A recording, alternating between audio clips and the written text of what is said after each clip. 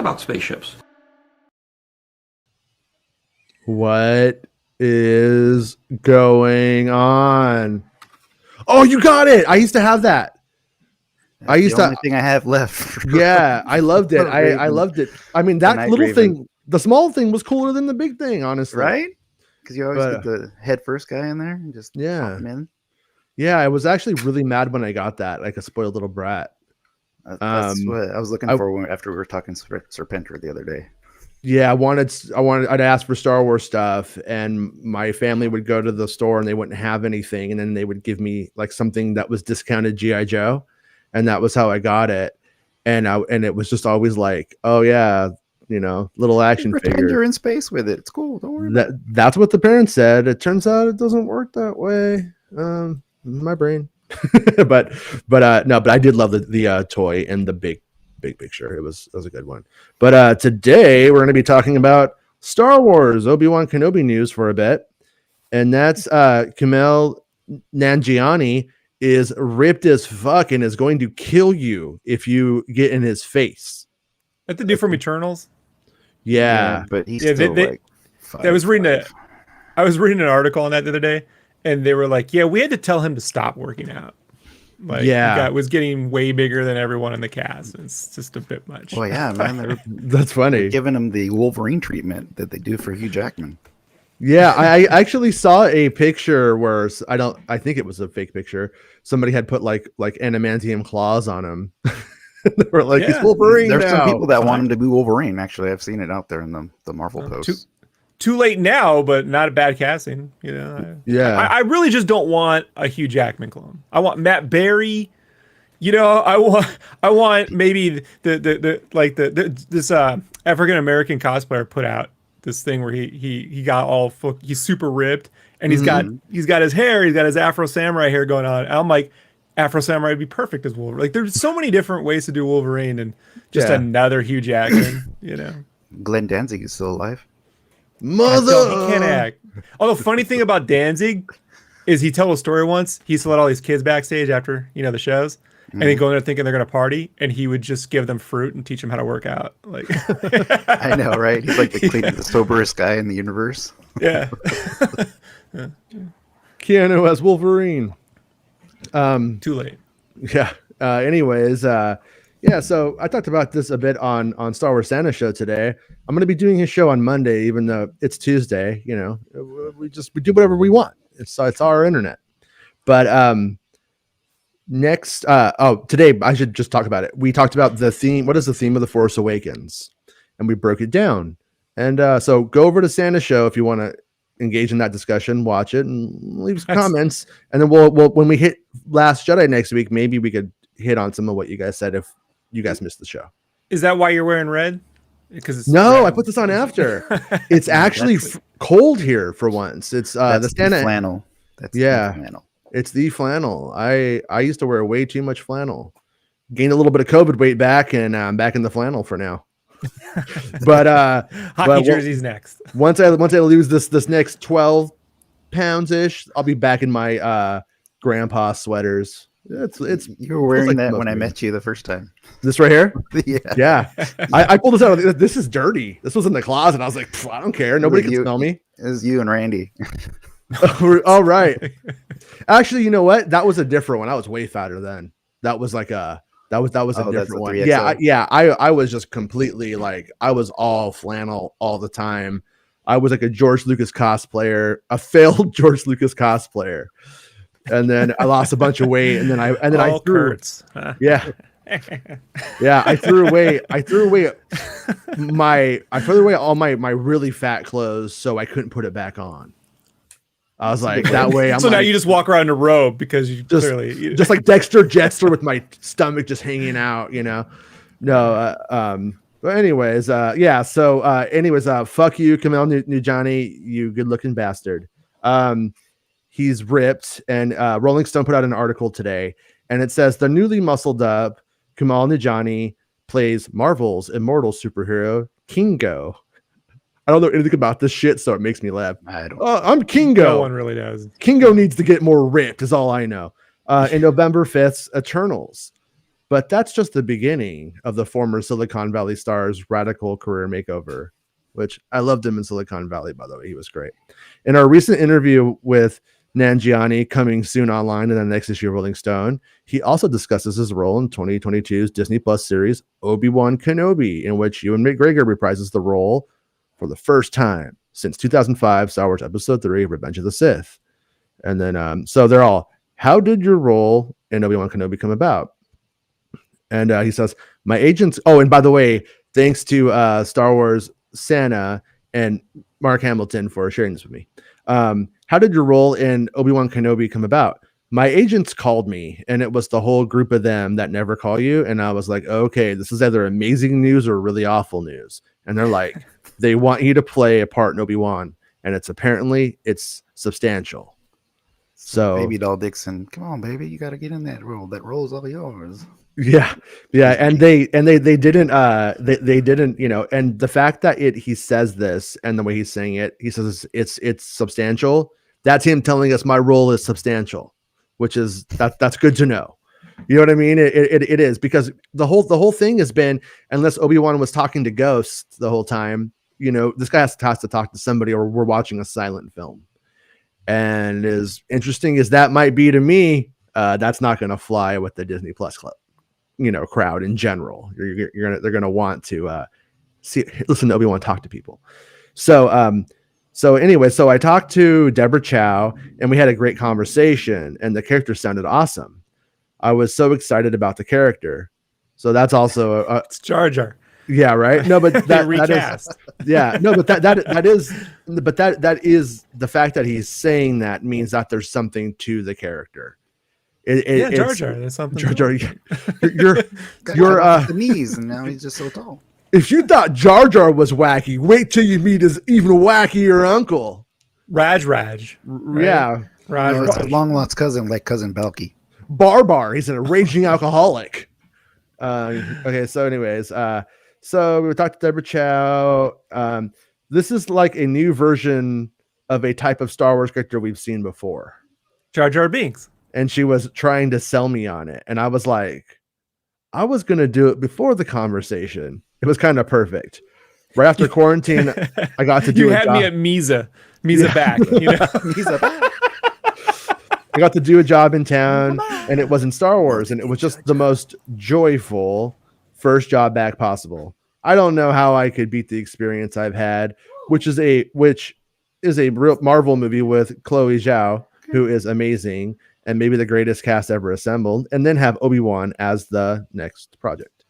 So, yeah, but that's definitely like super encouraging though. And so if it's a new take on a character, Meg was kind of hinting at that he has a Tatooine presence, that he's something on Tatooine that she's aware of. So my simple story, if I'm just going to play Occam's razor on that, is Obi-Wan goes into Mos Eisley and hires a pilot, and it's him. And the new take is that it's not cool ass Harrison Ford. And he's so ripped right now. He looks cool, but he could play cool, or he could play like not cool. He's like, I just go like this when we hit light speed. Yeah. like light streaks shoot out of his nipples, and you're like, whoa! Yeah. Cuts on the budget too. And then we come back, and everybody is apes. But so it could be a plan. Apes. Okay. Whoa. Wait. All right. So then they asked. We talked about that though when we were talking about stuff in Obi-Wan series, and I'm like, he's got to go back to Mos Eisley. Hiring a pilot ain't something that he did the first time in that film. Yeah. You know what I mean? That wasn't like, I heard that we could get a pilot. Well, what is this place? He goes, this place is fucking horrible. Never come here. It's the worst. The last time I was here, they just stole all my money, and I got fondled by a Jedi priest. Claimed to be one. I thought he might be a master. We could team up, but he just abused me. The universe is Tijuana. On a very special Obi-Wan, right? A very special episode of Kenobi. Yeah. Owen's like, I told him to never go there. The NBC, the more you know. The more you know. Thought he had kyber crystals. So What was it like on set? I had this moment. I've heard Ewan McGregor was super nice. Super nice is one word in this. I don't know if that's a typo or if that's actually how you write super nice. But I'm going to take it as that's how you write two O's or a U? No. Just super nice. Super nice. And then we got to know each other a little bit, just hanging out and talking. There was this weird moment where I'm talking to Ewan and they yell action. And he started talking to me and I was like, oh, I'm talking to Obi-Wan right now. This is not Ewan McGregor. This is Obi-Wan Kenobi that I'm talking to. My character is supposed to be a little bit intimidated by him. See that? A little bit intimidated by him. And I was a little bit intimidated. You know, it's fucking Obi-Wan Kenobi. What are you going to do?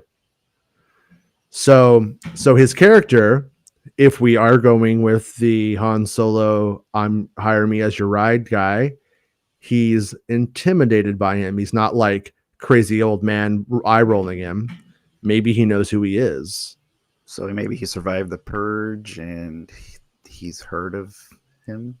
Well, I don't. I just think maybe like a guy who's like living in the galaxy who's aware of who Obi-Wan Kenobi like was. Because I mean, I don't know if they're really embracing it or not, but there was a lot of stuff around Revenge of the Sith that like Anakin was known as the hero with no fear, which was funny because he was a scaredy cat who turned to the dark side because he's afraid.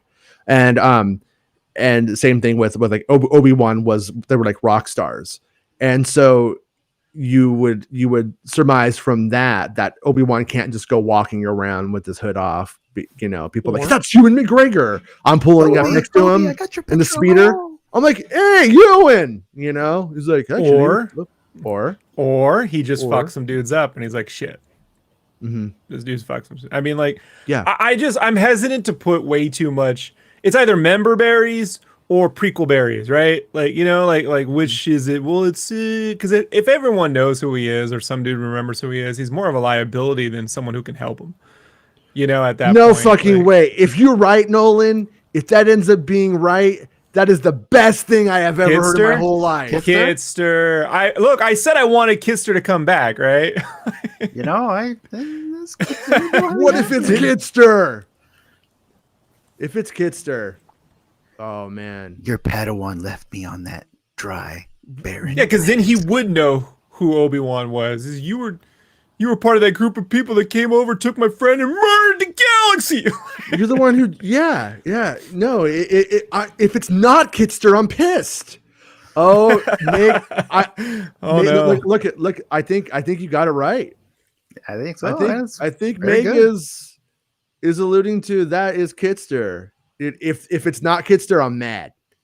And if he's jacked Kitster, oh man. Oh, and by the way, my old buddy Trevor Moore wrote a song about a country song from Kitster's perspective about how he always stood by him even when they said he killed all those kids.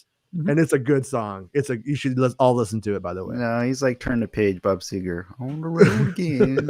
So no, but wow. Should be Boba Seger. Dude, Seger. Coruscant Nights. Okay. If he's like but if he's like it's a new take. But hello, I'm here, Kitster. If it's a new take on the wildest ride in the wilderness. This place here is full of scum and our villainy. Yeah, right. Yeah. Remember, I'm just gonna say, guys. Remember when Kitster and Wald danced with R2 at the pod race? You guys remember that? Those were the good times. He looked like he was doing ballet to me. But... No, he was like doing like one of these, man. He was like, you get punch. Yeah. After Watto lost his slaves, they just ran rampant. You know, like everyone was a slave for a while. Like they figured every kid could run a race. So Boba won every day, if you know what I mean. You know, like if dude, I had to work out to survive. Now no one fucks with the Kitster, right? Like, well, just yeah. And pushing some, what is it? They're pushing some well thing or something like grinder thing, like in Conan. That's how he got so big. He was just turning that thing in circles forever. Wait, grinder? Like I don't know. It was a big gigantic. Digging dudes? mill thing, and the first Conan movie. Oh, okay. Oh, okay. I thought you were talking about like the app to meet dudes. No, oh good God, no. Well, I'm a dude. I mean, I like dudes. I like you guys are cool, We're right? I mean, Grindr's just for like meeting dudes, right? Like, Like it was for coffee. everyday bros, man, right? Yeah. Star Wars Make says, so as much as I want him to be Kitster, I think they would ask the original actor Dhruv Tichani to play him. He expressed interest in the past. He's probably a doctor somewhere, so it's fine. No, he's a professional. I actually tried to get him on my podcast a long time ago. And he just like wasn't too interested in like talking about Star Wars at that time. And but he definitely doesn't he's like, the kid who played Anakin, I'm sorry, the kid who wanted to play Anakin. Michael? The kid who wanted to play Anakin. Yeah. He got old. Why do I remember that name, Devin Michael? Age, right? Yeah, Devin Michael doesn't look like a grown-up Anakin, right? Yeah. Like he looks like a grown-up Devin Michael. Yeah. Yeah, and I know everyone's gonna, because I'm not sure what ethnicity the original Kitster was, but I believe that he's Pakistani, and a Pakistani origin, and I'm not somebody who thinks that there could only be one Pakistani guy in Star Wars. Anybody wants to shoehorn that in? It's filled, Jason. Stop SJWing my wars. I just think that Kitster deserves better, and I always have. I hate to break it to you, folks. Ewan wasn't in the original trilogy. Don't know if you're aware of this. What? Yeah. So she says that both Kumail and Dhruv are okay. There you go. So, I mean, okay. Let me ask you this, Meg. Do you know that he's not Kitster? Yes, please tell us. Look, if you know, I have theories about Meg, but I get in trouble when I speculate. Yeah. I mean, we're all just puppets for Meg's rumors. Mother weird emojis. I'm with Rick. Mother trucking Kitster. You know what I mean? I want Kitster back. That's a shirt. We need Mother trucking Kitster. Mother trucking Kitster. Mm-hmm. I'll wear it. 70s style shirt. That's right. Yeah, Kitster your mother with that mouth. That's what I want. That's what I want the other one to say. Trucking he's all bridging the geekdoms is all lies. Ewan was in all 3 trilogies. Laugh out loud. In spirit. So, in spirit, yeah. And Mr. Hamill's Kitster. Wait, Kitster's not a Tusken. What are you talking about? he's talking about he converted, like he got radicalized by Tusken Raiders on social apps and then joined them, for a while. They got lost in their weird Suka cult. Oh, that's the Jawa. He joined the Jawas, yeah. He's about their size, but then he outgrew them and they all like hated him. I want there to be citizenship. I want there to be a Jawa who has gigantism, and that to be like a Dengar, like a normal dude, jaw swole, right? Jaw swole. It could be Dengar. It could be. I know the character's code name that was given pre-scripts. The guy who plays an Ithorian reached out. Okay, yeah, I remember stuff about that. So, Shriv. I want to see Shriv in live action. Shriv, yeah, it is good. Yeah, those and that's like one of those characters where that character works, and I think he's in Battlefront 2, right? Yeah, Battlefront 2. And it's like, yeah, it definitely works. And what makes me both mad and happy about it is Shriv should be like the baseline. Like every character should be that character, that good at least, because of the galaxy that we're in. Or they recast Dash Rendar. The ship is in the special edition, so when he says we've seen them before, yeah, Kitster army assemble. Yeah. When it's not Kitster, Jason's like, "Fuck this show." Like, yeah, the show's been ruined for me now. If it's not Kitster, she's all curious. What is Rob's theory about me? What is it, Rob? Oh, this is the turn Rob into the villain again show. No, we're not doing this. We're not doing it. I have nothing to say. I've alluded to too much. Yeah. Plead the fifth. I will not do that because that is not culturally appropriate for me to do. Okay. But I will. 1, 2, 3, 4, 5, I just like it when people give weird emojis and we read into them. You know, Oh, of course. Like it could mean anything. Like if I sent you an eggplant right now and I really just wanted an eggplant sandwich, you would not think that. Like no, I would. really That's all that means. If that's all it means, right? There's eggplant. But because whenever I'm on Grindr, just trying to like find some dudes to play volleyball with or something like that, I get a lot of people sending me eggplants. It's true. Is the requirement jeans and no shirt? No, there's no requirements, dude. It's just we're just going to play volleyball. The show doesn't even require pants. Stand up. No, I can't stand up right now. I don't have bottoms on. It's a gut check. I don't have any bottoms. The show is shot on the Volume, which is that remarkable virtual set. This is Rolling Stone used on The Mandalorian, where the CGI is happening all around you in real time. How did that affect things for you? And he says, you really feel like you're there. The first scene we shot, it was Star Wars outside the windows with aliens walking around, ships flying by and all the stuff. But the rest of it just looked like a warehouse. So I did a couple of takes and then Yoon was like, none of this is real. I knew the windows. What? Oh my God. Look, I just think they're trying to sell the cruise. At this point, I really think this is actually an ad. You know those things where you think you're reading an article, but they're just selling you something? Yeah. I'm on to you, Kitster. Is all the first scene we shot was Star Wars outside. So I did a couple of takes with Unions like, this isn't real. I knew the windows weren't real, but the walls weren't either. I looked and I was like, wow, the walls are projected. The only thing that was real in the whole room was the desk I was sitting at. It was wild. It was really, really exciting. I love shooting like that because you don't have to pretend that you're on a spaceship flying through space. It really feels like you're in a spaceship flying through space. And it's amazing to be inside the world of Star Wars, the world that I've been watching since I was born. I think it says. So Obi-Wan on a ship confirmed. Yeah. So he leaves Tatooine. There. Problem solved. We could stop arguing about desk, this. Then it's not really probably a Jedi or anything. Yeah. So he's probably some sort of maybe a cultural or like an ambassador or somebody like a. Oh, we're doing that again. The ambassadors. Like there's another tax dispute. Maybe like a Lando Obi-Wan. type of character. Someone has a tax dispute. I will go solve it. Bridging the geekdom thinks that he could be an Inquisitor, and I mean, I personally don't think so, but it could be an Inquisitor who defects and ends up helping Kenobi. I mean, that's always possible. But like from some planet that Kenobi fought on, and he was like a previous ally or something like that. So when Rick Jones says he has a desk prop.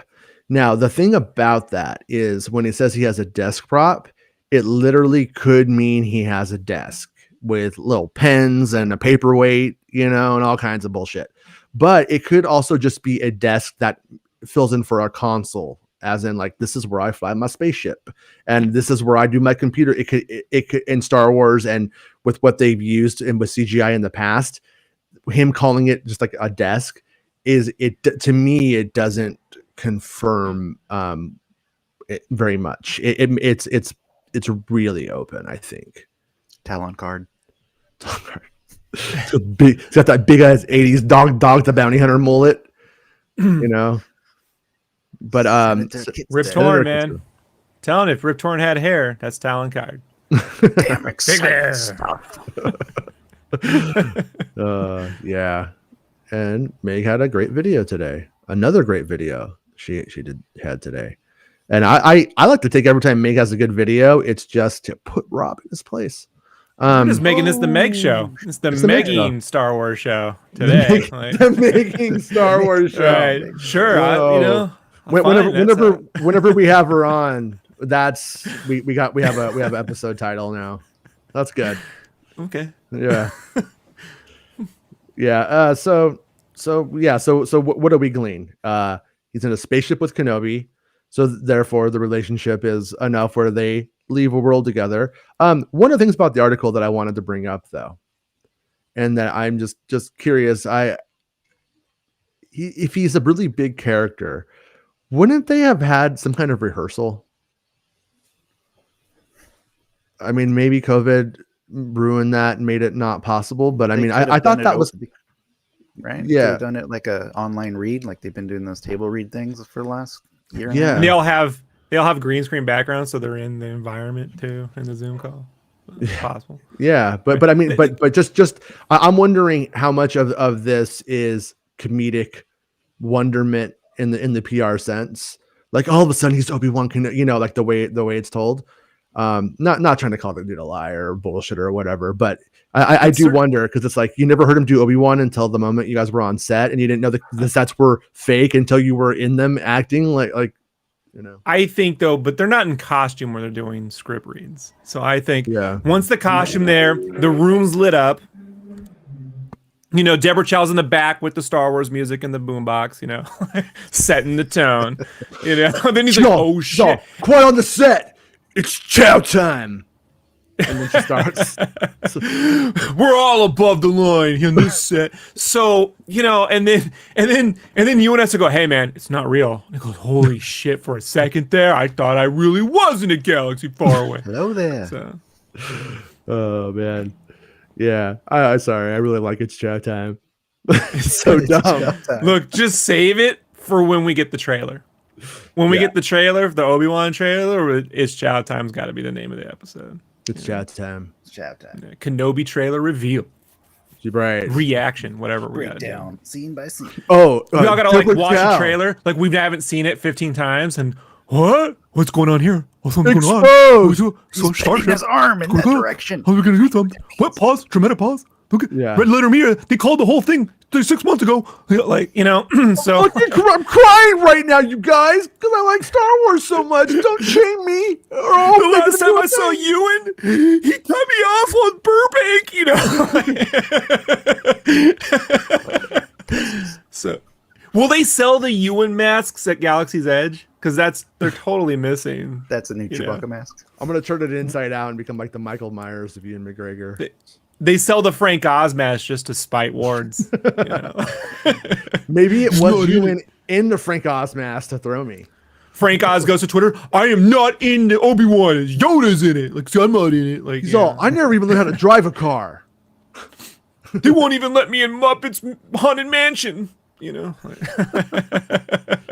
It says Obi-Wan will say something like, I gotta get off this planet. Are you a pilot? In the trailer, just a prediction.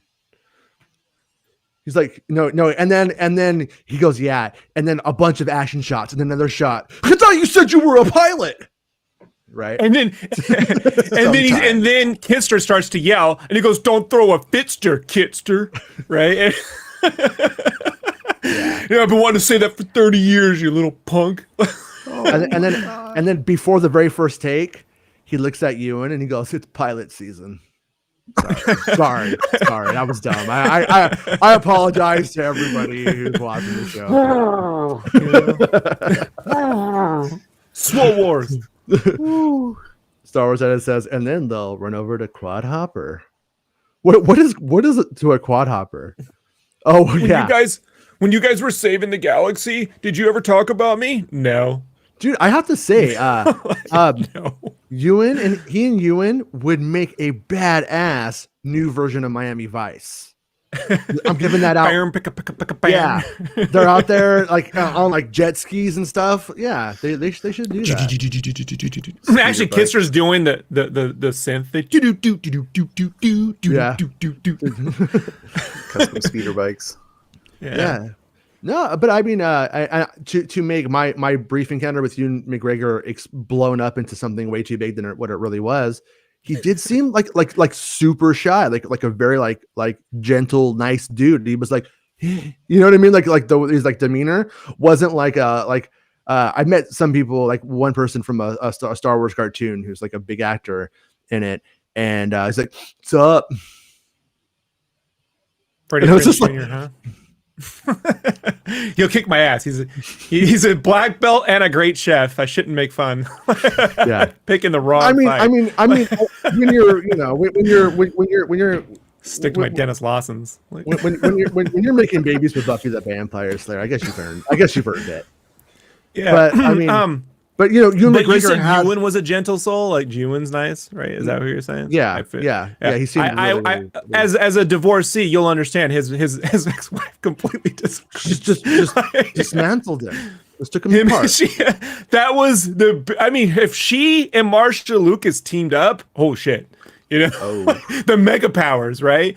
Like Thelma and Louise. They'd be like this. Come on, George Lucas will buy him another motorcycle. Those like motorcycles that he rode across the country or across the world. Yeah, the BMWs. Yeah, Lucas bought him like a really nice one after Revenge of the Sith. I guess a gift. Was it the Chips bike or the Easy Rider bike? Like which one does Lucas go like? With the big they're like a specialized bikes from BMW. Yeah, they're like an all-terrain bike. I'm not a man. I don't know anything about anything. He's like quad hopper. I'm like, what is that? I drive a Prius. Beats me. I was like, is that some weird Star Wars vehicle I don't know about? Probably the Clone Wars. That's what I thought at first too. I was like quad hopper. I'm like, what is that? Like some kind of Tatooine womp blasting thing? But we only play RC Pro-Am and Mickey Thompson's off-road racing. That's the closest the outdoors we got. For, right? Meg says, has anyone thought of the possibility of familiar clones in Obi-Wan Kenobi?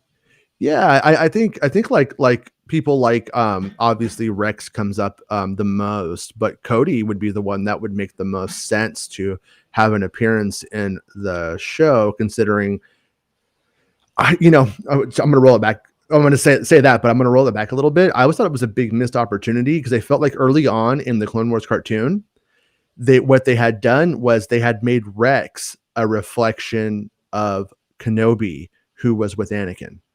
And then were making Cody a reflection of Anakin, who was with Obi-Wan. So whenever Obi-Wan was with Kenobi or his clone, Cody, he would still have that same foreboding kind of relationship. And on the flip side, the same thing with Anakin. And it did appear that they were doing that for a time. But then eventually the showrunner leaves and Lucas kind of takes over and on Clone Wars. And he never really put down the power. So they kind of didn't need a showrunner. And anyways, so I think that's where they were going with that for a time. That was my sense. And if you analyze the first seasons and the earlier production episodes of the Clone Wars, I think that's pretty much true. But I don't think they really see it through.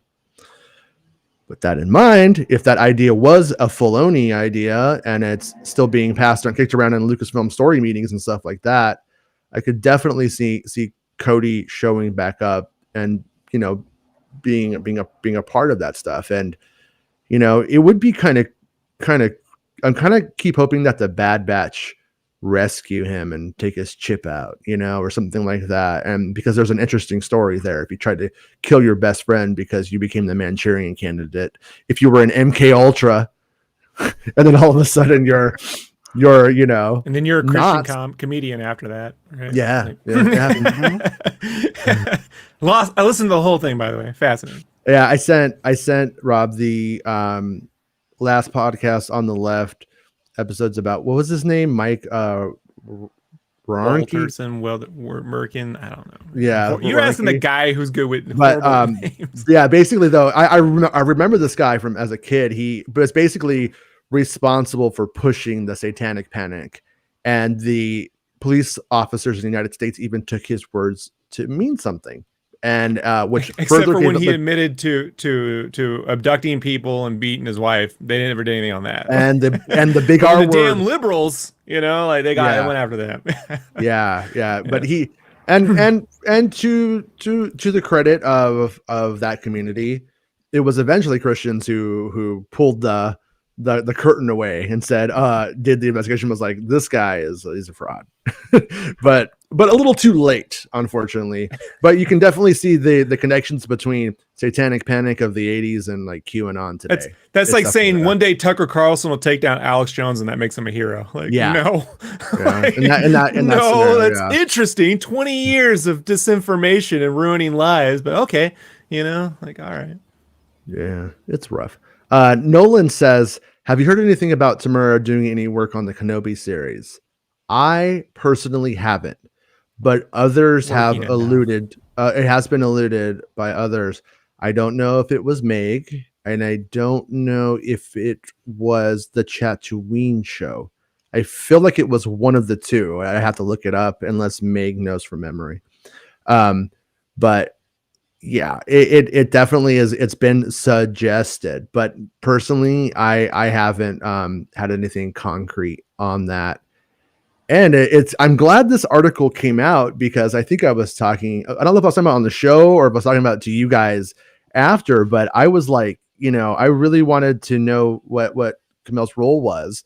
And I was like, I didn't ask about it at all. It just didn't come to mind for whatever reason. I was like so locked into the fight and about what the motivations of the fight were, and probably for the best in the end that I had the strongest angle on that, as opposed to a bunch of disparate facts, because that doesn't really help anybody, I don't think. But yeah, Meg says I've heard him coming back as Cody, and it would definitely, yeah. why are you always trying to start fights with Meg? Got all she knows everything. She's making Star Wars. Yeah, I'm glad to know everything beforehand. Thanks, Meg. Tell me about Squid Game. This guy goes in here's the end spoilers to a Squid Game. I'm like you should watch it, and then it really. I mean, honestly, on that one, oh man, I got to be honest. I usually say it doesn't matter. On this one, I think it does. If a story is completely hinged on some kind of thing that ties you to it, then you end up being the Sixth Sense, and then people go, "Yeah, it's just a gimmick," right? Like, so if it's a good story, if you kind of know where it goes, when you go to watch it, it only enhances. That's it. Any movie that requires you to, if you're gonna ruin it, it's the Sixth Sense. It's a gimmick. It's a trick. No, I don't believe because before I even knew what the name of that show was, I stumbled upon a YouTube video. It was like something called Movies Recapped, and so I was watching a couple of these things where they recap some just off the wall movies. Yeah, and then it popped up Squid Game, but it didn't say it was Squid Game. It just went through the whole thing as if it was a movie, because I guess maybe was it a movie in Korea or was it a show? I only know this being the Netflix series. Yeah, they went through the whole thing. I was like, damn, that's fucking intense. I was like, it was a crazy movie. And then 2 days later, I walk in the living room and my wife's watching. I was like, I watched this the other day. What's this called? It's like, oh, it's called Squid Game. And then I actually sat down and watched the episodes. I was like, oh shit, that recap thing did not do it justice whatsoever. Yeah, I mean, and for me, it is the kind of show that I like with Star Wars. I have a different spoiler take, because on Star Wars, it's going to be the first time it matters, but you're going to watch Star Wars movies a lot, and if they're good, you're going to watch it a hell of a lot. And but Squid Game for me isn't a show I will probably watch again, unless I decide I'm going to watch it before I watch like the second season, which I could do if I just forget it for some reason. But we live in an age. Go ahead. Hold on. We live in an age where people watch the prequels before the original trilogy. So don't tell me some big secret about who someone's father was. If you know what that is going into it's ruining everything. We're way past that. That and you may have some pre-excitement, like maybe you're waiting for a Batman movie and you don't want to know because you waited so long, you just want to go and see the movie unfold. I get that. But if you're like, look, man, I'll watch this one way or the other, like it doesn't matter. If someone told you, hey man, I watched the Simpsons episode, it was great, this one thing happened, you'd go, oh, I'd go watch that, let me see how it played out. You wouldn't care. So it just depends on like anticipation level, Yeah, like, but yeah, for me that show is like Squid Game was kind of like Lost, though, in the sense that you are lost and you don't know if you can trust what you can trust, and you don't know kind of what's what. And for me, that was the magic of that show. You know what I mean? Like, but you're never watching it again, right? Probably not. No. So again, I told you, it's like Sixth Sense. Once you see it once, and then you go back, you're like, yeah, I don't know if this is. The thumbnail I saw was or that they used was gigantic tug of war game where you lose, you die. I want a game called Tug of War where if you lose, you go into the Sarlacc pit. Like it's a Star Wars show. Right? No, Meg. No. See, it's me who is the one who's crazy here. Yeah, he's all about spoilers. The guy who spoils Star Wars for everyone is mad about spoilers. Yeah, Meg, I'm like Rob. She's just picking a fight with the old sketchcrafts. You know, So without spoiling Squid Game at all, the kind of reveal on the back end of the show, he knew that before he saw an episode. So I was like, what? No, the recap didn't go over that. They didn't say anything about that. So that was like new to me. That was new to you? Watching the show. Yeah. But I knew everything about The Force Awakens thanks to Jason Wars before going into that theater. So Jason, I find this hilarious that this is the argument we're having.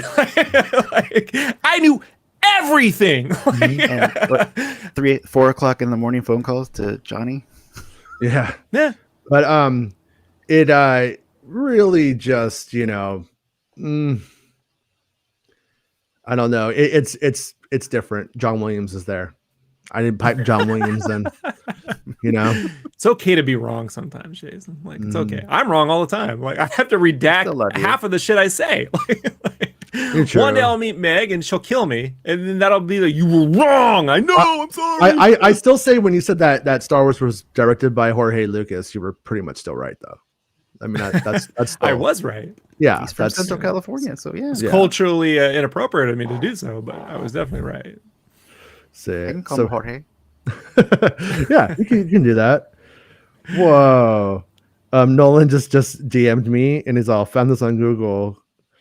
It's all Kitster, a Star Wars story. It's like Kitster with the pods and stuff. Right. So, I won my freedom and I got off planet. I turned Anakin's pod into my spaceship. I just if it is Kickstarter, I hope they don't do shit like that. No, not everything has to be connected that much. Like he can just have his own piece of shit. Shit. Yeah. So, yeah. I mean, it's like, what has Kitster been up to? Like, what would Kitster do if they were to like take it there? And I don't think it's in reality or in actuality, I think if they did go that way, if he was Kitster, which he's probably not, but if he was, it would be that one. I think would actually be a fair one. That actually would be a fair use of Kitster. Whereas, and I can't even think of another time that you could probably use Kitster in a way that necessarily seems super fair. I mean, I think I brought him up when I was talking about, remember how the original backstory stuff in the EU was that he wanted to be Jabba the Hutt's major domo? And I was like, well, I guess he could show up in the Boba Fett thing and become Boba's bib, but that's weird. Hi, I'm Kitster. Boba's bib. Yeah. I just want to see him, if it's Kitster and Obi-Wan uses some Force abilities, I just want him to go, that's so wizard, space wizard. Like, he has to say wizard. He has to never like so me with Rad. I still say Rad. I don't care. It's Kit now. You know, like just you left Anakin and Watto foreclosed on my mom's place. My last name is Stir. It's Kit Stir. It's Fister. Is this his last name? I'm stuck now. What was Kitster's last name? Sister Fister. Kitster. You're thinking of Kit Fisto. Yeah, this is too many. There's only I don't know. Urban Dictionary says Kitster is a 40-something virgin with a monobrow and a tendency to wear women's underwear. So that's a little different. Urban Dictionary. Spoiler. He wears bras on his head. Deborah Chow gets inspiration from all kinds of places. You guys, it's totally 80s up in totally, this bitch. Yeah. I'm gonna grab. Give me the keys. It's Kit Stir, not Kiss Stir.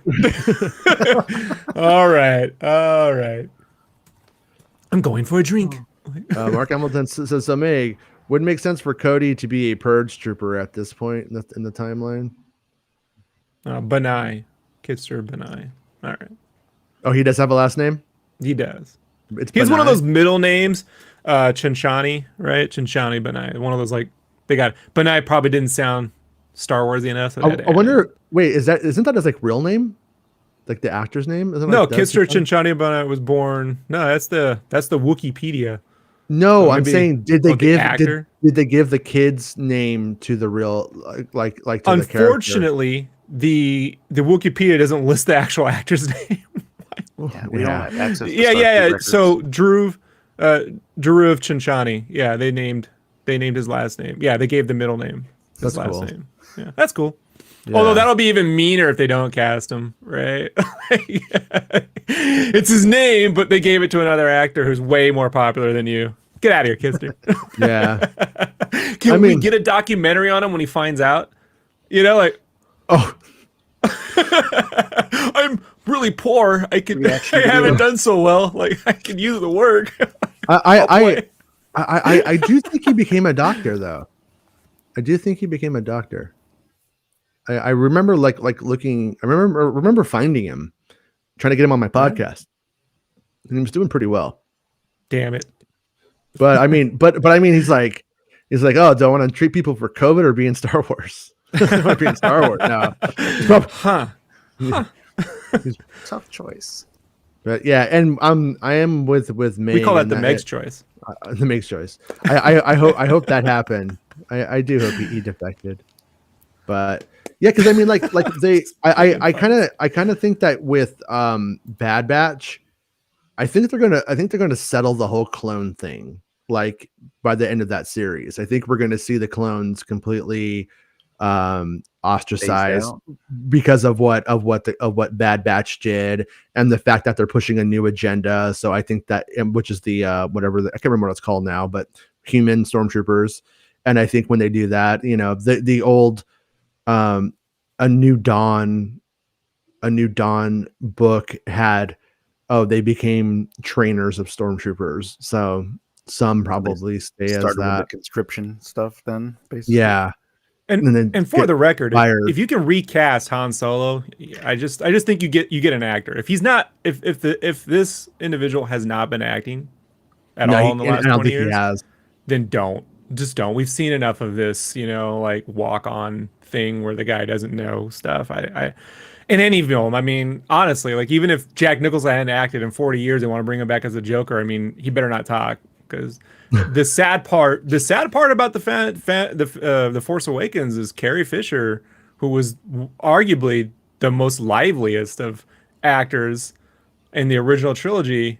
It was like, yeah, you know, I mean, she definitely got better on The Last Jedi, definitely. Well, but no, Force Awakens was tough. Like that's what I was laughing at the last celebration, is that JJ brings up this comment from Carrie about how she worked with him twice, and he's like, we didn't work with her twice. I didn't work with her twice.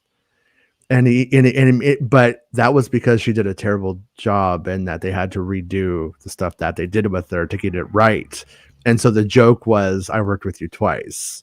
And then, but yeah, he spun that into being like some mystical moment. The other thing I wanted to say is that if Jake Lloyd, and this isn't a slide on Jake Lloyd, none of us got to grow up to be Hayden Christensen, okay? But if Jake Lloyd gets to grow up to be Hayden Christensen, Druv can grow up to be ripped ass Kumail Nanjiani.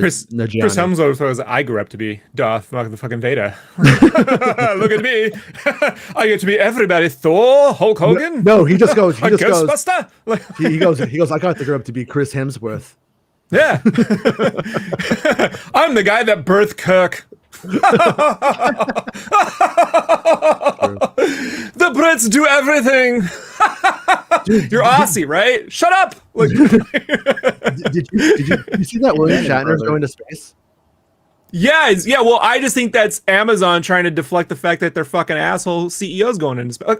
Like, yeah. Great that they're putting William Shatner into space when he's 90, whatever. But not. Every Amazon employee who has to piss in a cup paid for that fucking right. So like, yeah. I suggest they all send them samples. You know, like here's my fair share. Like I don't know, guys. Like this is ridiculous. There's other ways to do. I mean, can't Old Maze Like, can we just all buy raffle tickets to send him into space? Like, Yeah. I don't know, man. It's hard. I'm of two minds. I get it, but like, it's still, if what it costs to do that, I don't know. You know. Well, my ego inside likes the idea that now I will have fought with someone on Twitter who went to space. That's what I like about it. But I also acknowledge that someday in therapy, it's going to come up that I was in a fight with William Shatner on Twitter, and that should have been my wake up moment. Except for that time in the first grade when you picked a fight with Krista McCullough and you told her she was the worst teacher in the world. And oh no. No. But to be fair, I peed all over the Big Bird costume and he couldn't go to space. So you saved. I saved Big Bird. Yeah, I saved Big Bird. Because of you, we got the Big Bird movie. Yeah. Yeah, it was we lost Jesse. Yeah. I was like, you know what? Meg Jesse, got him. You're out of here. Meg was like, Did you remove yourself, Jesse, or did it remove you? Yeah, I pushed the computer. Oh, okay. Stupid. Okay. Yeah, I wasn't sure. Anyways, yeah, but yeah, William Shatner going to space. I think it's kind of funny. I mean, it's also a horrible idea because I mean, like, isn't it going to be like? I mean, these things are going to start blowing up at some point, right? We are going to get some Challenger moments. What if William Shatner gets blown up? What if they blow William Shatner up in space? What if Bezos, or whatever the hell his name is, Jeff Bezos, blows up Captain Kirk in space? He won't care. It'll be like, won't affect Amazon's bottom line one bit. You know, they won't. I see Megan's got her list of UK actors for Star Wars, but I mean, basically, what the three main actors for A New Hope were the only Americans in the movie, and everybody else was from the UK. Yeah, actually, that was like one thing about, you know, it's obviously not good that people become nationalistic, and like Mark Hamill has talked about how when they were walking up in the ceremony, people were calling him like a cunt and a wanker, like under their breath. Like you couldn't see who it was, but cunt, wanker. So when he's getting the medal. Really? Yeah, there's like a good looking American kid. Everybody hates you, you know? Come on, right? And that's a common word used in the UK, the C word, folks. Don't get all misogynistic about it, you know? No, like cunt. But what if they replaced, instead of Luke Skywalker, it was Luke C. Wanker? Like cunt walker, a cunt walker. Those are. I believe I'm pretty sure there's actually a scene cut from A New Hope where Obi-Wan takes Luke to Cunt Walker Ranch before they go. Oh wow! Oh, Jason, what? What? I'm glad PR doesn't watch the show. They just look at the metrics on the site. You know, it helps. It helps. It helps. No, but anyways, what I was going to say was I always wondered if when it came time for Richard Marquand to be director, and they met him over in England at Elstree Studios, they hated him. They didn't take to him. And I wondered if, and the crew was supposed to got along with him better than the other directors. And I always wondered if there was something to that. I do think by the time of Return of the Jedi, everybody was like, we're working on Star Wars. This is great. But, you know, I wonder if that played into it though, you know, if that played into that relationship and with them not warming up to him and stuff, you know, because have you got a chance to hit up your Rinsler Making a Return of the Jedi? I started it, but since we've been kind of busy with all the spoiler news yeah all the tidbits I haven't been touched. I'm gonna so I figure once we're through the Bounty Hunter comics series, we'll kind of delve back into that. I don't like reading it ahead of time because I'll forget, you know, so I like to read a good chapter or two and then we can come and talk but I do think the production of Jedi is the one I'm most interested in because it was the one that was most PR'd. And in that book, it's the most honest one. Carrie Fisher's it gets that way so far. Carrie's like, I lost the character. Like I didn't know what I was doing. The first two like the first one, people don't really know what's going on and doesn't do, and then it hits. And then Empire Strikes Back is made, and it's a very decent movie, very good.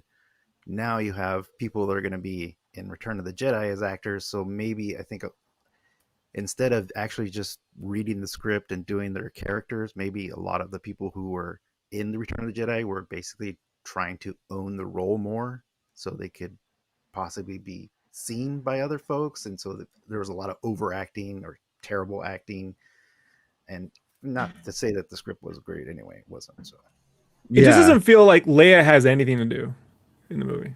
Like, yeah, that really. was her problem. That's exactly what it wasn't just the not only anything to do. It was things like in the first one, she's telling Han Solo to, F off. And but also like, you're Harrison Ford, I want to knock boots with you, but I'm a princess. I don't know how to just say it. And then in the second, or in the third one, she's like, hold me. And she's just like, how does Princess Leia go hold me? Like, and I could I wrote a 1-page, we had a free writing assignment in the 7th grade. I had this teacher that I sort of kind of didn't really get along with, but I was the only one who really wanted to write. So she had to take interest in me. And so we had a free write, and I was like, how to fix the Return of the Jedi? And I said, this started in the 7th grade. Well, actually, the Ghostbusters 2 script, so the 3rd grade. But by the 7th grade, I had thought this through. And the biggest problem is Admiral Akbar. And let me tell you why. You need Leia commanding the ships, Han Solo on the ground, getting the shield down, and Luke in the Death Star fighting Vader. You need that. That's the triangle. And the films have a triangle with those characters, and the Jedi doesn't have a triangle. Has Lando and a bunch of other side characters up in space saving the day, but they're not really the heroes you've gone along the whole journey with. Mm-hmm. And that's kind of the thing. So I get the idea that, well, Akbar lets you see a hero that you wouldn't think is human. I don't care about. I don't care about all that. It's got nothing to do with Return of the Jedi.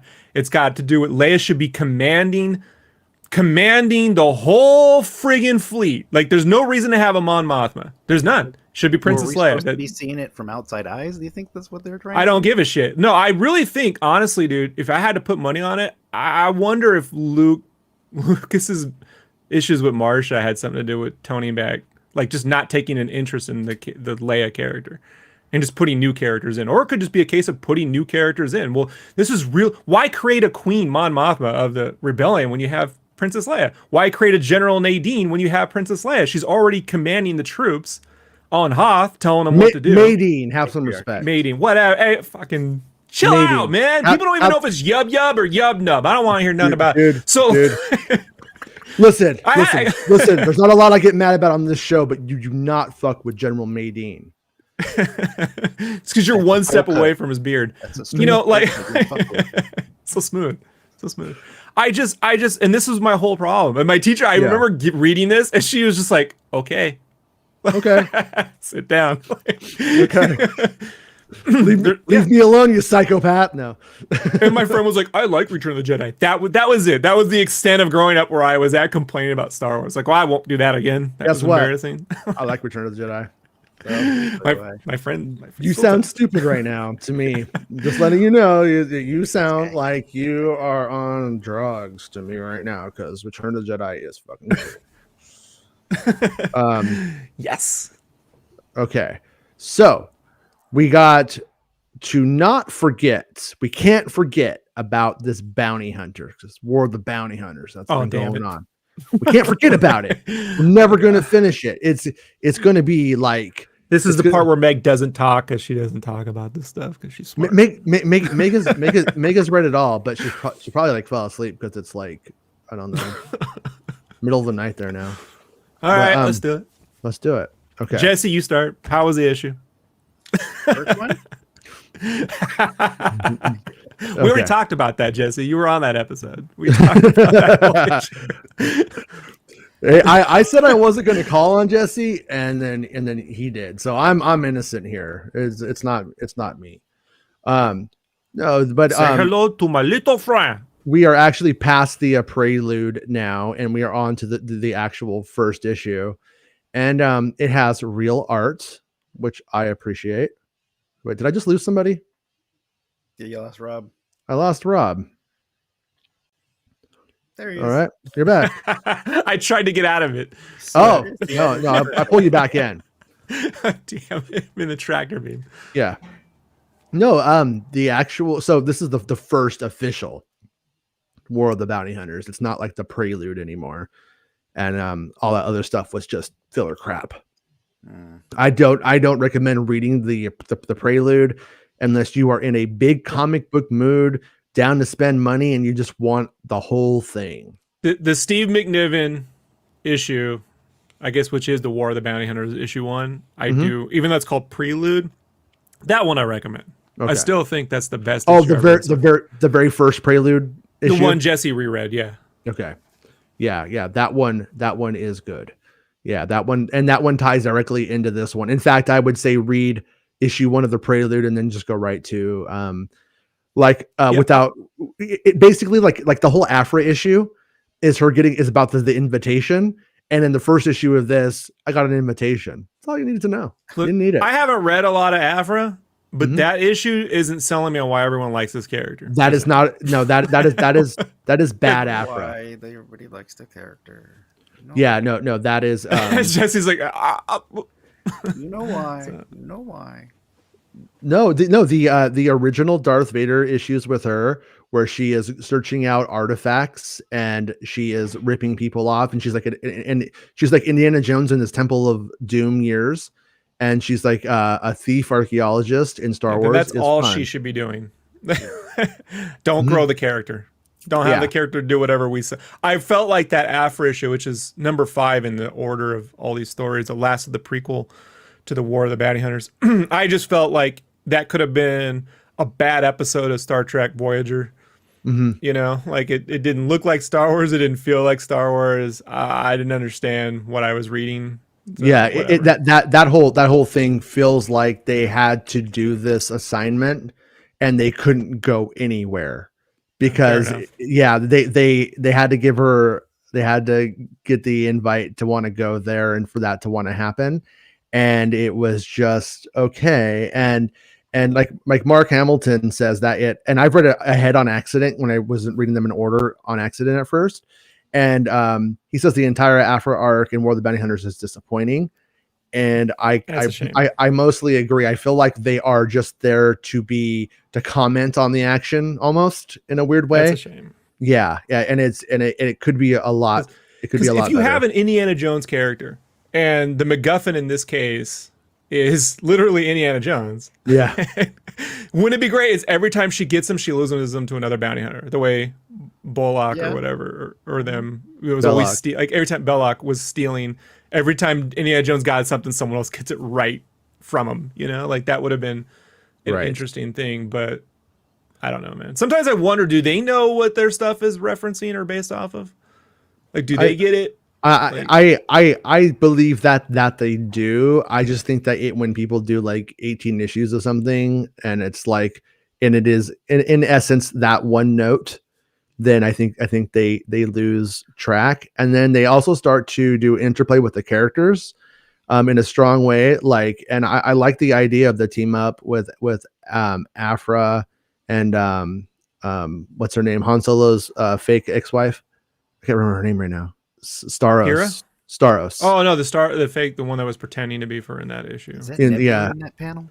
Yeah, but I did just really quickly, like what Jesse's pointing out is like, number one is I liked how they used. I don't know if this is just a really dumb thing, but I liked how they used light in the original drawn panels, and then I kind of like how I'm not a big fan usually of them trying to make Boba Fett into a badass. And everybody's just talking about how he's badass. But I did like any idea what that was about. And he's like, money, reputation, revenge, could be anything. That was a very well done way of doing what they often try to do with Boba Fett in a cringy way. And I didn't find it to be cringy. So, in that third issue, I wanted to go over, is that basically the first flying saucer? No, Hondo Ohnaka drives the flying saucer in the Clone Wars, which is where that comes from. Yeah, and there's a really great scene where the UFO flies up almost like the DeLorean with Marty on it, And he's like, "This endeavor is no longer profitable," and he flies away. He jumps inside and flies away, or something that's pretty good.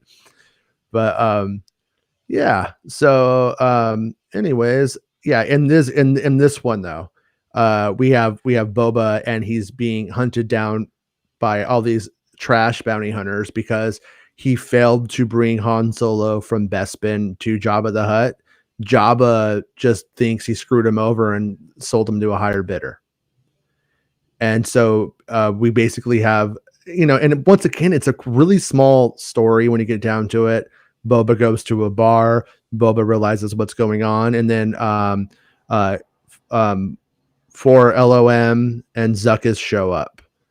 And I do not like the outside issues with 4LOM and Zuckuss that they've done, because it's so one note. But when they show up in an issue like this, and he's like, I can read your future, and the other one's just like, I'm a robot, like that eccentricity, it works in Star Wars in those doses, like in those, like micro dosing it in the issues, it gives it a little bit of personality. And Boba Fett messes him up and cuts off 4LOM's head, and reads it like how they do in Mando, does that whole trick, which is one of those things where once you see something on screen, then you're going to see it in comic books and novels. Yeah, that was my gripe. Mm-hmm. That was my gripe. My gripes with this issue are just sketch gripes. Trademark. Is that it? When it's like, oh, now we're gonna rip arms off. Oh, now we're gonna do the head thing from the Mando. I just would like to see more original ideas. Like if that head thing was something that we'd never seen before, great. There just has to be more unique moments. I got plenty of. I'm not saying that Dark Horse stuff was better. I don't even like Dark Empire, but at least I don't feel like when I'm reading Dark Empire, I'm just seeing a bunch of scenes from the previous 3 films that I've already seen before. And that's my problem. Like, I think in their way, I think they have a problem where, okay, it's a comic book, so it can only look like Star Wars so much because you have to draw this stuff in, 20 days, essentially. Yeah. Write it like in a day or 2. I get it. So I think they feel like if I just throw in these things you've seen before, that'll make it more Star Wars-y. And I don't think that's it at all. I mean, they get the characters, although the artist I don't think is Steve McNiven. It's good art. It looks like Star Wars. It looks like a Star Wars comic. It's just that 4-LOM head. When we got the head thing, I was like, oh man, we're doing this again. We're doing this, yeah. And that I should actually point out was popularized probably in the Mando episodes, but was actually from the Clone Wars when they cut off the information droids' heads. Or Attack of the Clones when C-3PO's head gets lopped off and put on battle droids. I mean, but it's the Mando episodes where to see a Mando doing it, and we just saw a Mando doing it, right? It's awfully. Yeah, and that's what I believe they were calling back to that, really, when you really get down to it. I was going to say was Mark Hamilton says Valent stuff in Bounty Hunters is better than the Afra arc, but it's drawn out. Too many scenes overlap and are actually repeated. They tried something ambitious, but didn't execute that well. This whole War of the Bounty Hunters thing is just a replacement for Shadows of the Empire. That's what we're seeing. Kano looking guy, right? I'm sorry, Jesse. I'm having a hard time hearing you, buddy. Sorry, is that's the Kano looking guy? The T-1000. Valence is the one with the Terminator head. He's the dude from the original Marvel Comics issues back in the day, and they brought him back. And I am enjoying his. I haven't finished all of War of the Bounty Hunters, so I haven't hit what Mark's addressing right there yet. It's the one after this. But yeah, and I read the issue with him and Dengar. Is that the issue after this? Because I come back. Same art team too, so that's a well put together issue. But when you talk about overlapping or seeing the same things, you feel like with some of these comics, man, like the first page is basically the whole comic. And like the last page is like next time it's just the thing to come next, like the preview for the next issue. No, I that's what I was basically trying to get at the start of this. I was like, he basically goes to a bar. Boba goes to a bar, finds out he's in trouble. Trash bounty hunters come after him, then the good bounty hunters. And then he has to go to Jabba and be like, hey, take this warrant off me. Basically. Would have been great when they cut to Jabba and goes, where's Jabba? And then Jabba's having his space birthday. Like just something you don't expect. You know, well, it's just Jabba doing Jabba shit up in space now because he's not here. So like, yeah, I did like though that the other one's name is like Marlon Brando. It's like it's like Marlon or Marlo or something like that, but it's totally like ripping on Marlon Brando. Yeah, and cool. There's a moment in Clone Wars where when you see like the original Clone Wars era Hutts, and one of them actually has like 1920s mafia guy hair on his head. It is so stupid, but I love it. Yeah, it is so stupid. And again, you haven't seen that. You know, no, never seen that since. They were like, "That's what you want, Rob." I just don't want give it to you what we've seen every other panel. That's all. Yeah, I'm asking. Yeah, but it was I did like that he was in the space in his space cruiser in light speed, and that he was just like chilling with the other Hutts while they eat, and like that, you know, and it happens a few times throughout this though. Was my only like real thing about it was like, because I didn't read these in order on accident. It's not the first time you see that kind of thing. So what if he was at like a poker tournament, like, you know, like the World Series of Space Sabak, you know, and he's there. It's like a Hutt Sabak game, you know, or there's just some things you can do. Yeah. When reference, you know, other like rounders with Hutts. Like I would have had him on like Bespin watching underground porg fights. That's where I would have put him. You know. Oh. And you would have like one porg, he's like missing like an eye, but he's kind of like ripped a little bit. Like they've been kind of like giving him like, you know, porg steroids and stuff to like fight, you know. And he's called Stumpy. Yeah, little Stumpy. Oh no, Vix the Hutt. Yeah. Yeah, that pops in my head, and I'm like, do I put that out? Fuck it, fuck that guy. Fuck that guy.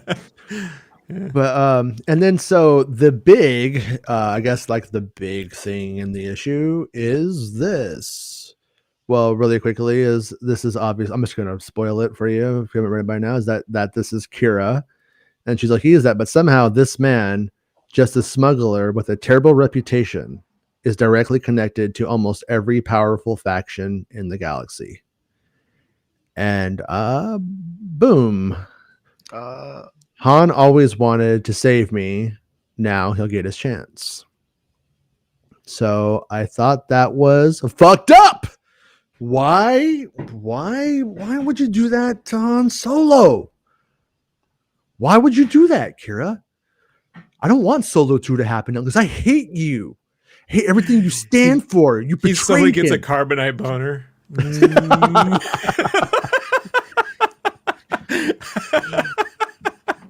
Sorry, guys. Something off the port bow. It makes sense. One day, something really when these Book of Boba Fett's come out, there'll be less. I won't joke as much, right? I'll be like, "This is amazing. Oh, I love this." But when I'm reading this, I'm like, "What would be a funny bit?" Because I need to laugh because I just think also a lot of these comics take themselves a little too seriously. In a way that George Lucas wouldn't have taken them seriously. Well, in this one right here, they were this series or this issue was throwing a really big bone, though. no pun intended. I read a comment the other day that we're not serious enough. Yeah, we're not. We're not. We're very serious men. Who complained? What's their email? I don't remember their name. It was in the comments. A few shows ago. Yeah. The comments. Well, then get their own stupid show. Yeah, get your own serious Star Wars show. But could do without the jokes. Yeah. that excludes Jason, because I mean, I used to see her and listen. I got nothing to say. Just gotta make jokes. That's all I got. Yeah, that's all we do. No, but I mean, but so the thing I think that we should hit on, though, to take that commenter serious for 1 second, is that her motivation, if there's not a twist at the end, is that she's like, well, Han always wanted to save me. This is what I need to bring Crimson Dawn back together and put it in the forefront of the galaxy again. And I don't know if on one hand it's shrewd and I kind of like it. On the other hand, it doesn't feel like what Kira would have done. So I'm wondering if something changes, but throughout the story or not. But if we just pretend like this is all that happens, I'm not sure. Yeah. I'm not sure if she would have done that. I don't know if that feels like if it's in character from Solo, a Star Wars story, because it's not like it would have been in her best interest to have killed Han Solo and Solo, a Star Wars story. That would have helped her, but she didn't do that. But this is some time after, man. This is like 10 years, Yeah. I still think she would have found a way to either take the carbonite thing and get him out of there, or at least help him in some fashion. I mean, that's just... Yeah, and like I said, maybe there's like an ulterior motive to like go through all of this and elevate herself, and then she plans on stealing him back and unfreezing him or buying him back. Who knows? That is the problem with turning in between Empire and Jedi into a giant 50-part series story. Yeah. Like realistically, Boba Fett takes the ship that takes Han Solo to Tatooine, and that's what happened. He got paid so well, he hung out there and took a break until they came, and probably, hey, stick around because his friends are probably going to show up, oh, fine, I'll stick around, blow some people up. And it didn't really seem like Jabba was pissed at Boba still that he had to send guys out after him to bring... Well, they to him. They kind of resolve it or are really close to it, because he goes to Jabba's palace and he fucks some shit up. And then you start to see like Bib Fortuna and Boba Boba is being frustrated by Bib Fortuna pretty continually throughout his career. Right, but what it ends up becoming is a 20-part series story where it's that scene from Temple of Doom where they're kicking around the diamond on the floor in the ice, and that diamond is frozen Han Solo, right? Yeah. No, I want him. No, I want him. And all these gangsters are fighting around them. I'm with the pitch on that. I mean, I do think that that's a big opportunity if handled well. Right. I mean, this issue was handled well. The Prelude ones, not so much, except for the first one. And so I am a little bit I have read ahead a little bit, and I read like where stuff kind of goes down, and I do dig where it kind of goes. But yeah, when we Dawn, get to an issue that blows me away, I'm like, this is amazing, I will fucking be like, that's dope. I think the first issue, the Steve McNiven issue, is really good. Yeah, but Crimson Dawn is going, oh wait, the Dawn! Like, what the fuck is that? Like, why do they keep doing that? The Dawn. Like, like that's, I'm turning me into comic book guy, but it's so grating. It's so stupid. I can't imagine Kira, who's fucking doing kung fu with karate and shit in the garage with Darth Maul, is coming out going, oh wait, the Dawn, like she's like a showgirl in Vegas or something. And they're happening. The evil Charlie's Angels at this point. Yeah, they're all female. What is that? The Angels, the Dawn. I know it's kind of the same thing. Yeah, no, it's such a shitty slogan too. And it totally ignores the red part, the crimson part. Come on. No, but yeah, I mean, totally do not get Tarkin's autograph on your leg.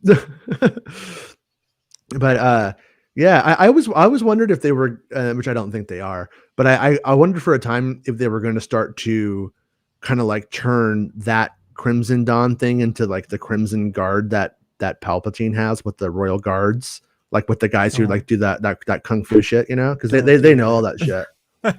Don't. That would not be good. Well, more member berries, huh, Jason? Just the story that'll solve everything. you end up with Maul allowed to be alive. You know how you make Crimson Dawn great? You go watch Boardwalk Empire or Peaky Blinders. You learn what a criminal organization coming up from the ground up looks like, and you write a good criminal story set in Star Wars. That's it. Member berries don't solve this problem. Writing stories set in the genre, but featuring this fantastic world of Star Wars is what solves the problem. That's what makes you care. Like, that's all I'm asking. So, Yeah. you know. Yeah, no, they and I mean, when you get down to it, you end up with all of these different factions and who have all reasons to fight and stuff like that. I'll be honest, when knowing what I know of this, of War of the Bounty Hunters, I do think it could be a limited series that was essentially just a really fun, like Cannonball Run almost kind of thing with all of the Star Wars characters. You don't take it too seriously, and 6-8 episodes, issues, yeah, and it's just like boom, boom, boom, and it's just like a bunch of fun like stuff. I could definitely see this as maybe being the one, because yesterday we were like complaining, we're like, most of the stuff doesn't translate. Almost none of the stuff do we want to see on screen in any way, or is it going to be elevated if it's redone in live action or something like that? This one could potentially be it. I mean, I don't think it'll happen, but the idea of it, yes, yeah, yeah, and you know, the basic character motivations and stuff like that, I could see being turned into a series, but at the same time, the fact that it's happening here means it probably won't happen anytime soon. And look, when it comes to, hey man, after 18 issues, the gimmick is kind of tired. I mean, fuck, how many episodes of Murder, She Wrote they made? You know, no offense, like that's not true. If you're telling me that you can't write 100 great of fun, how about fun Indiana Jones style stories set in a galaxy far, far away, you need to find another job. Like, that's what writers do. Like, and if you're like, one writer can't do it, hey man, you're fucking Marvel, Disney. You got put 4 writers in the room. Just go pick up some like Charlie Chan comics and be like, how do we make this not racist and fun? And then it's true Burn though. them. Like no. I know what you mean. I know what you mean. No, Charlie Chan. There's racist ass shit in there. I know. But the actual pulpness is fun, and so it's like, yeah, like I mean, it's a way of almost letting that art, not the art of Charlie Chan, but the actual like work survive, like the actual good parts of it being brought into Indiana Jones and these comics. And I'm with you. Afro comic, if you were like, you like Indiana Jones and you like the Empire, Dr. Afra's for you. Fucking, I'd be on it every month. I just want these serialized little stories. Maybe they go 2 or 3 issues on an adventure, and then maybe they got to get a new art team because unfortunately that's the way they do business these days. Mm-hmm. But I just want that little tasty trick over and over again. I don't like when they do this the world without Superman stuff where they got to run it through every book in the company because none of the books are selling, and this is the one that's going to raise all the books up. And then an issue like the Dr. Afra issue, or this one, which one? I think it might be, has 15 covers. You know what I mean? And like a story that basically is 3 pages long. Like, I'm tired of that formula. That formula is why I mean, do I buy comics? Yeah, I buy comics. I don't buy these comics. You know, like that's it. I just don't buy into it. I just don't. Yeah. I just don't do it. Jesse, did you read the original Afro comics with the Darth Vader stuff? No. So in those issues, it's like, yeah, she's like basically an archaeologist thief, and then gets mixed up with Darth Vader, and Darth Vader has stuff that he wants, and it's like, so it's kind of like under the thumb of Darth Vader, and also has like 2 droids with her. One droid, you know, the murderous R2 and 3PO, which works a lot better. But it's fine. No, but yeah, it's like for me, it works there. K2SO works. My only issue with it at the time was all of it was like there being evil robot, like all at the same time. All those ideas being executed at the same moment was too much. But it's that scene in Raiders where Belloc says it would only take us a little nudge to make you like me, you know? And like, well, Vader's that nut, you know, like what if someone just got pushed and then okay. But that's a fun story. Like that's a great hook. I'd never change that hook. Don't turn Murder, She Wrote. It's not Star Killer. He's got, like you're saying, it's an Indiana Jones type person who can go get the relics that he doesn't want to waste his time on. Yeah. And so she spent a whole an issue fixing an engine. I'm like, is this a mechanic? Like, what is this? Like, I thought this was like a Indiana Jones character. This is the first time I'm reading a whole Afra issue, right? And I'm like, all right. I mean, obviously, this is one of those, well, you got to get him up to. I don't think so. Look, if we're looking for Han Solo, she should be like, I got a lead. You know what I mean? Like, I'm gonna go steal them, and she loses them at the thing, and that's how you introduce all the characters, by stealing Han Solo the arc. Like, I don't know. Trying to show her that she's a jack of all trades, kind of thing, is what they were doing. Bro, I don't even know, man. Like, it's just a bad. I just think like they try to. We've done that. Now we're gonna move on. Don't move on. It's not that kind of like universe. You know, No, like it's not. Yeah, no, it was a mistake to not let her play to her strengths. Like, you know what I mean? Yeah, like I totally agree. Like, if it's Batman, he better be detectiving. If it's Superman, he better be super. And if it's Afra, she better be archaeologically. Here's where Bruce did Uber Eats for a while. He's just delivering food during the pandemic. You know what I mean? Like, that'll be fucking great. Can't wait to read 15 freaking issues of that. You know? Like, yeah. But it's different, Rob. I don't care. What happens when Bruce Wayne has to fix his own flat tire? How many episodes of Batman the Animated Series there were? Did he fundamentally change from the beginning to end? No. Like, it isn't the point. The point is, like, if you're done with the stories, you get a new writer. Like, I'm sure there's someone else who's got a good 4 or 5 tales to tell. Like, yeah. I don't know, man. You know? But I don't want to downplay the enormity of the fact that we haven't heard anything from Crimson Dawn or from Kira or whatever, and then she's introduced into here in the story. And way better than Shizor or whatever that is. Exactly. You know? Yeah. Because I mean, it could have been, it could have just been like, here's Shizor, he's back, and how's it going, Jason? And then Jason says, we're killing it today. Great conversation. Wash hands. With his I think it's just because he got a little happy, but you know, fair enough. Yeah, it's understandable. Jesse's got the guns. We're just like, you know, a couple of dudes who want to play volleyball. Yeah, he lifts things. Dude. You think I'm joking? I'm not. I'm like, I don't know if I could take the trash out. Like, I hurt my back podcasting today. I draw, man, like crazy. I literally did put a muscle on my back on my birthday from watching Married with Children a little too long. I was like, okay, I need to go walk. Like, this is getting ridiculous. Yeah, I need to get out the house. What season was that in? First season. I only like so what I do, guys, really briefly, is I got the 5 seasons of Married with Children, and I got them off. I got the Peacock version. I own them, but the Peacock versions have the original theme song, so I recorded those. And then I take the Sam Kinison episode, because in the 4th season, Steve leaves Marcy. 5th season, Darcy comes in, right? Ted McGinnis, whatever, comes in, and so then I make the last episode, which is in the 4th season, the Sam Kinison episode where Peg actually marries Darcy if Val was never married, and they have a happy life. I make that the last episode, and that's my whole complete 5-season run of Married, and I just ignore everything after that. Like, it's pointless. It's fun jokes, but the show got incrementally worse every episode after that. So, and it's a great. I love making my own 5-season loops. I did the same thing with Seinfeld. So what you're saying is, you want Faustino in Star Wars.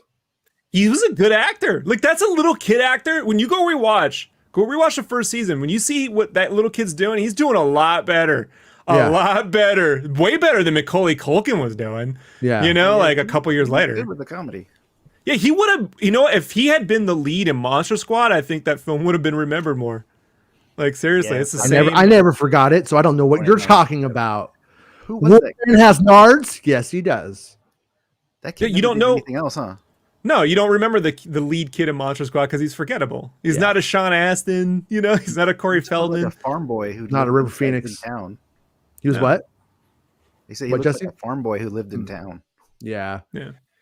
So that's my whole thing. Like, I was like, David Faustino would probably really work in Monster Squad. But I can't go. I don't have the Thanos. Look, if I had the Thanos Club, this is the stupid shit I would be fixing throughout time. You don't. I would waste it. Like, then you would fix the Phantom Menace, and you would realize that kid is the kid from the Monster Squad. Look, you don't understand. The only thing in the Phantom Menace, I would change 2 things. I would make the Nemodians CGI and look like the concept art, and I'd make all the Gungans puppets.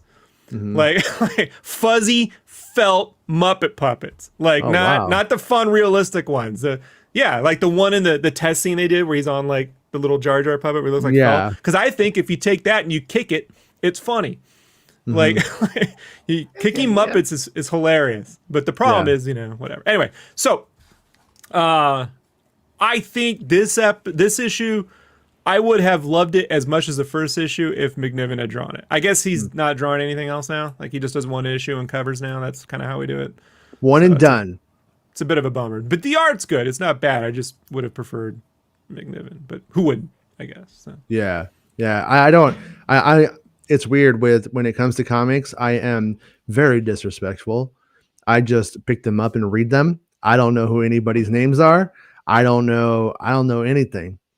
I just go what's going on with the story? Well, that sucks. Don't care if you draw really, really well if the story sucks.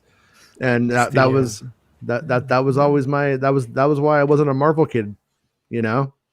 Well, I was a What If kid. It was just, and I seriously was. It was the one that I fought tooth and nail to get until the artists like McFarlane and them really became big. You know, I was really into that. But I remember the issue with the lizard people. Like that was like the one I remember the most for some reason. The one was what if Frank Castle's family didn't die and he still became the Punisher? Like he couldn't escape that fate, and that blew my mind away. Like, wow, can you escape your fate? And then Terminator 2 comes out a couple years later, and it's like fate is what you make of it. Like, you know, so it's a big theme. And then Terminator 3 came out, and you're like, no fate. No, we're not doing that. We're not doing that lame ass. Isn't it funny how Claire Danes says she didn't want to be in the Titanic because it was too big a movie, and then she goes and does Terminator 3?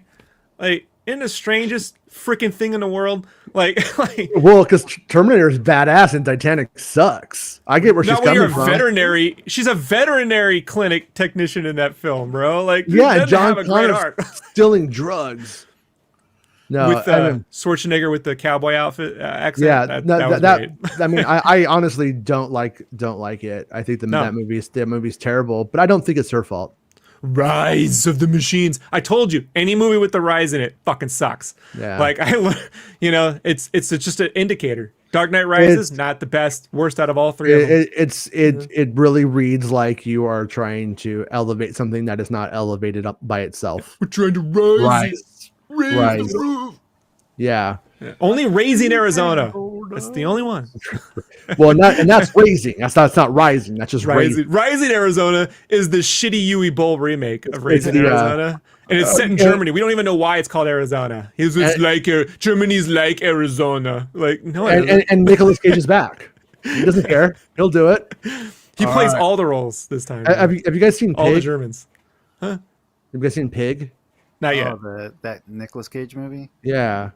It's I won't spoil anything on it, but I watched Pig a while ago, and it's a bit overrated. I'll say a bit overrated.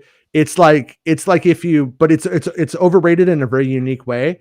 It's like if you took a slow kid and you gave him like a bunch of money, and he went to Vegas and then learned how to drive a car, and you were like, and then he went to space and he was William Shatner. And you're like, that's amazing. You're like, you know what? It's just because Nicolas Cage did his job right one fucking time doesn't mean it's okay. It doesn't mean it's a good movie. If it was, I like the Five Nights at Freddy film we did. It's not, but it is. Willy's Wonderland. I saw that. That was good. Yeah, I really like that. That would have been like one of those movies you rent at Blockbuster where you tell your friends about. You know what? I saw this fucking movie. Like it wasn't in the first 6 aisles, but you should go watch it. It was like, but it was just like, you know, it's like when you are a D student and then you get a B and it was like clapping for you. No, you know what I mean? That was my childhood. Yeah, me too. Like Killer Clowns from Outer Space is like kind of like in that category of like where it's not really great, okay, but it's nasty good. Hear me out. They remake Killer Clowns from Outer Space, which sounds like a bad idea, but with Nick Cage. Mm-hmm. And now it's a good idea, right? Nick Cage with no makeup. And then the whole internet calls it Killer Cages from Outer Space. all the clowns are Nick Cage. Oh my God. All right. I'm on board for that. Each one is a different film. You know, actually, you know, you're writing them like they're Marvel comics. You know, when Killer Clowns from Outer Space came out, I actually didn't like it because I felt like it was trying to be the B grade movies like Night of the Comet that I dug. I was like, this is a fake one. That was how I felt about it. I'm like, this is a fake one of that stuff. And because it But I mean, it to me, it aged into it. Like it is that piece of shit movie that it is. But for whatever reason, I guess there was something that I liked about like Night of the Comet. It is trying to be a cool movie, and I think it is. But it's also a B grade movie, and so it's like when they try and they're B grade, that's the magic to me.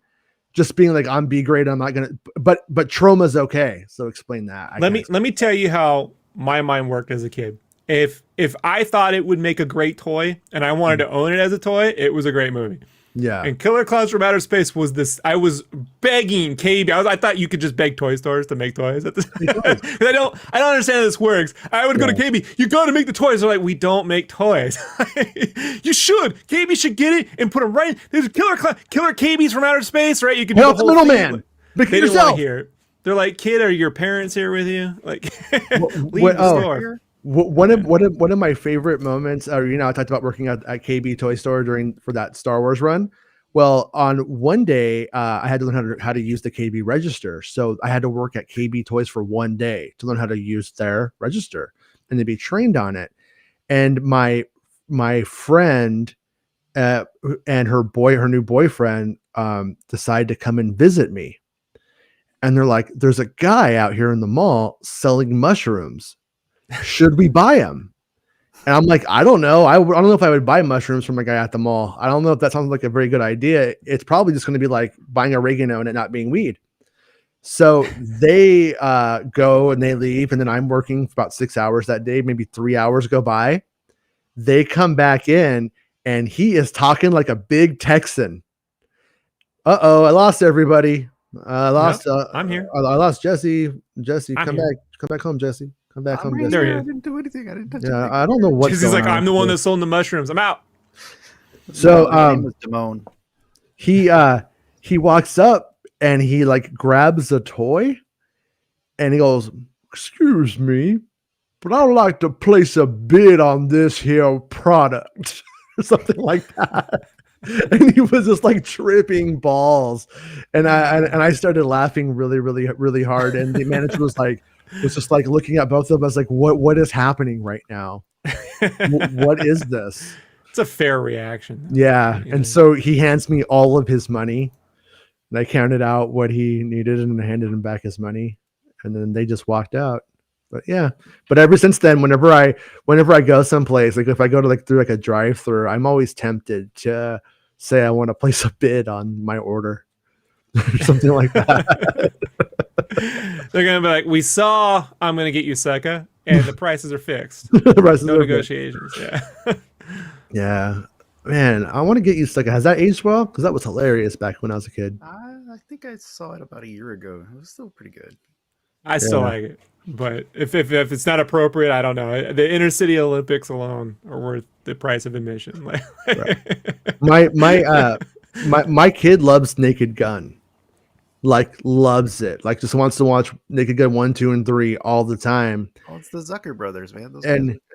Well, there was that like that one horror film like spoof, like Scary Movie or something like that. And he wanted to watch it, and I really had no interest in it. I told him I would consider it.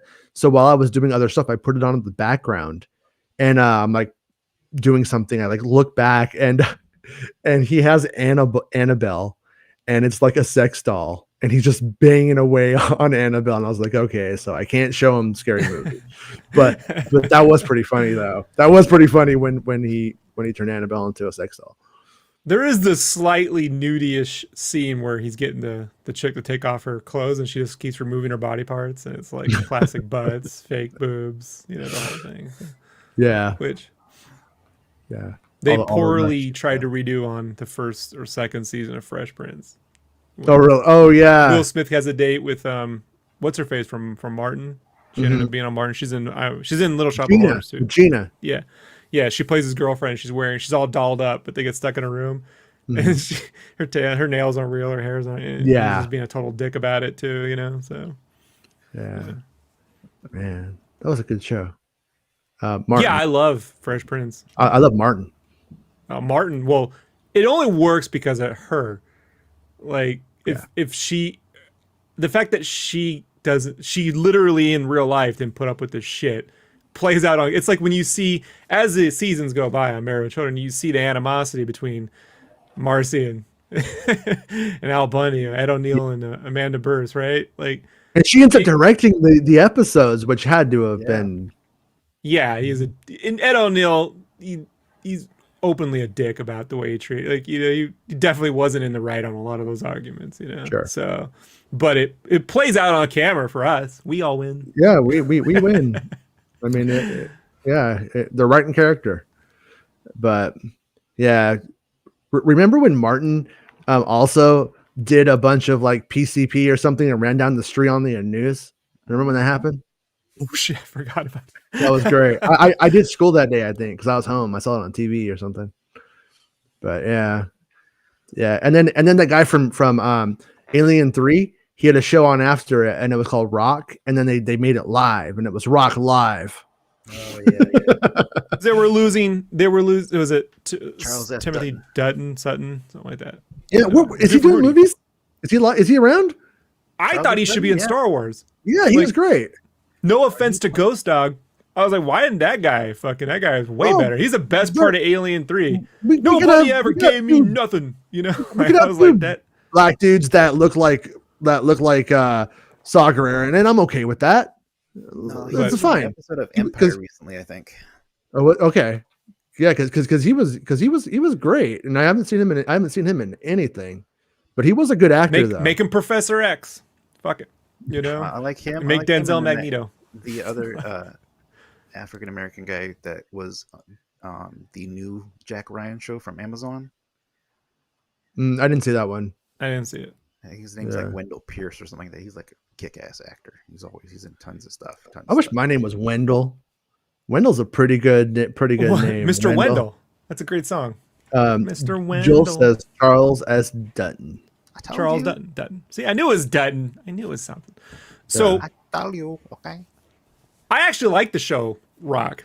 Yeah, me too. He was like a trash guy. It was really good. It was good. But apparently it wasn't doing well in the ratings for whatever reason.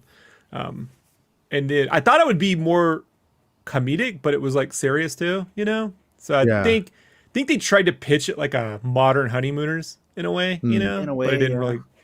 Yeah, it didn't really take off, and then the live thing. Honeymooners is awful. Like it is. That dude is just threatening to beat the shit out of his wife the whole time, and everybody's laughing. You're like, the Flintstones is way better than the Honeymooners. I hate to say it, but it is. Yeah, and he's a caveman. I mean, if he had been beating the shit out with a bone, it would have just been like, well, that's caveman stuff. But no, he's way more. He was way more progressive than that guy from 30 something? Or what year was that? Probably 50s, actually. Like 1950. Oh, they brought 55. Back have you not seen Back to the Future? That's why I corrected. That's why I started correcting. Everything I learned from Bob Gale. Hold on. Yeah. Uncle Jailbird Joey. What happened to him? This is brand new. You know what? That's what I'm saying. Back to the Future 2. Jailbird Joey should have got Doc Brown and Marty out of jail. Like, that should have been... Then allowed them to go back in time to save the future. Like, it's the biggest wasted potential in a series. No, well, that's not fair. But for Attack of the Clones? It's called Attack of the Clones? No. What? Everyone was like, he's losing his job. He's losing his job. Get Kenneth Branagh. He didn't matter anyway.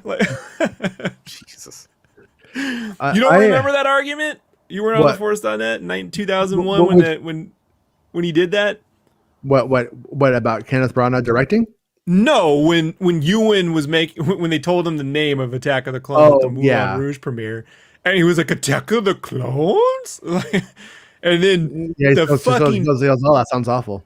The fan banter, the complaints, right? The Force.menace, whatever you want to call it, was like, he doesn't deserve to be in Star Wars. Get Kenneth Branagh. That's the first time I've ever heard someone doesn't deserve to be in a movie. All right. The only time I get. Like if they have an opinion, I'm like, everybody's entitled to it. The only thing I don't ever like it is like when like the dude like Joel Edgerton was just like, oh the Star Wars movies are terrible. Well, it's like, well, you were in them, bud. You know what I mean? That doesn't help. Yeah, it doesn't do anything good for it. I heard the same thing about Sam Raimi when he was going to do Spider-Man for the first time. But I love Sam Raimi's films from before. And well, he's just a horror director. He, what's he going to do with Spider-Man? It's going to be some kind of scary Spider-Man movie. And that one was so obvious. That pissed me off when they were saying that, because I'm like, Sam Raimi's a hilarious comedic director, just because the genre was horror. I mean, for the most part, though, like everything is fucking hilarious. Like the bits that they do on a shoestring budget, and then the action, the kinetic action in the movies that he does. Like, yeah, you could do Spider-Man. Like, there was no doubt about it. Well, the most underrated film of the 90s is The Quick and the Dead. It's that a good movie. Yeah, like I told people, I'm like, you guys, people, what? Leonardo DiCaprio, Sharon Stone, all these people in the film, man. Oh, it was good. Like, super underrated, but I guess the studio hated it. Was a good villain in that movie. Yeah. I loved Drag Me to Hell as well. I liked it a lot. I've seen like half of that. I liked it. It was like, it was terrifying, but also like kind of hilarious at the same time. And they like, and the only actor's hot. The actor's hot. The only film that felt like it got close to that tone, of that Evil Dead tone, was the what's that one that the one with Hemsworth and them, the Cabin in the Woods. Cabin in the Woods, Cabin in the Woods. Where it's the scientists underground and stuff, and they're watching the whole thing. Or what I call the sequel to Buffy season 4, The Initiative, right? Eventually becomes this thing. It's like an R-rated sequel to Buffy season 4, where you find out that the Initiative just captures a bunch of mythological creatures and tortures them, out in the woods for experiments, and they have like fun office jokes about it. Like, but that had that whole Sam Raimi kind of like vibe, right? Of like, yeah. I wonder if he will be making movies long enough to ever touch Star Wars in some way. If he does, it'll be like in an episode. I don't think like Mando or something like that kind of thing. But he might need the money. I mean, like, he's doing Doctor Strange too, right? So it's like, you never thought he'd after that Oz movie, I thought he'd be done with studio films, but I also imagine he might have been in director jail after that too. So yeah. Yeah. Oh wait, he did the one with Franco. Yeah. Oh yeah, that was terrible. Yeah. It's just stupid. Yeah, it's a nice prequel to that crappy Dumbo movie Tim Burton made, Yeah. Everybody was really excited about Dune, that kid from Dune being like Willy Wonka. That looks stupid to me too. Yeah, I just saw that picture yesterday. He looks dumb. The only person I was up for playing Willy Wonka is Taika. Like I want someone I can't predict. Like Gene Wilder is someone you don't know what he's going to do next, especially Gene Wilder in the 70s. What about Russell Brand? No, he's a psycho. No. He's an anti-vaxxer. Like, is he really? Well, maybe, yeah. He's super fucking out there, bro. Like, so, but he's not a good act. I just think you need someone like actually Ed Norton is again one of those dudes who is unpredictable when he's on point. Like you don't know which way he could go. I just don't think he has the look for Willy Wonka though. I don't. Does Gene Wilder have a look like? Yeah, he did. He had that. I guess crazy hair of his, and that never changed. Well, remember when they made up Michael Jackson? That was weird. I went with my African American friends to see that film because they wanted to see a white man pretend to be MJ. It was the most uncomfortable 2 hours of my life. Like every time he did something really, really inappropriate, they looked at me. I'm like, I didn't do it. You got permission to do this. Michael Jackson's black? Oh. Again, they don't want to hear that joke from me. You know what? Speaking of Michael Jackson, they released Thriller in 3D and IMAX once. Mm-hmm. And it's a fucking amazing conversion they have never put on disc. Yeah. I only saw it in the theaters. Yeah, I went out to see it It was not worth the money. It is worth the money to see Thriller in 3D, how well they did it, but what they were charging was ridiculous. Wait, did it cost like the same as like a movie ticket to see a 20-minute movie? Yeah, it did. Oh, that's why no one went. Yeah. Yeah. But it was amazing conversion. Yeah. So like, I'm just like, why isn't this available? But it's not. I would have to imagine that was Thriller shot on film or was it shot in video? Shot on film, John Landis, all that. Yeah. No, I remember Landis like doing it, and the whole what's that called? American Werewolf in London, like was like they kind of wanted to get that kind of greatness into a music video and stuff. But I didn't know if they used video to make it or if they had done it on film. That's why it was seen as a movie. It used to play on HBO. If you had HBO at that time, HBO made the biggest deal out of it. Like they let you know Thriller's coming on tonight at 8 p.m. HBO. Yeah. And so and it would set up right through the space. You set it all up, and then it would set up the whole thing and play it like it was a movie. Yeah. It was a big deal. Like, wow. No, I remember when it came on MTV for the first time. Everybody on my street went outside afterwards to like talk about how amazing that was. You know, they at least tied that in with the making of, right? Like. After you saw it, then it did the making of. I wish they had done the making of as a 3D conversion too. That would have been interesting to see the whole thing in the theater. You know, when they did the prequels in 3D, when they did like episode 3, they did some like trippy stuff that it's a shame people haven't really been able to see. Are you the only dude who's seen it like online like right now? I'm one of the only people who've seen like the actual things not shown. They showed both of them at Celebration 2015. Okay. I think it was only at Celebration 2015, and it was a terrible place to see it, and it looked awful. It looked so bad I actually ended up leaving because I was just like, I've seen it way better than this, and this is a terrible way to see it. Better than nothing. So I get it, but they basically like did crazy shit. Like they made they 3D modeled Anakin's face. And when like he turns into Darth Vader and his eyes get sunken in and he has like the red eyes, they moved it back. So there's an inside, and yeah, it's way cooler looking. And I almost wonder if that one would look better being converted into the 4K version that we have on because it looks cooler. It looks cooler in 3D anyways. So I think Star Tours, when they remade Star Tours in 3D with the glasses and 60 frames per second. Yeah, I think all that stuff. 3D was what? Oh, Attack of the Clones. Yeah, that's the only one I've done IMAX 3D. Okay. I did not know they. No. They didn't do Attack of the Clones as a release. Did you see it as a? You saw it digitally. You didn't see it 3D though. Yeah. Because it never came out in 3D. Right. I had to see it. No, just the first movie. Then they canceled the other two from release. Yeah.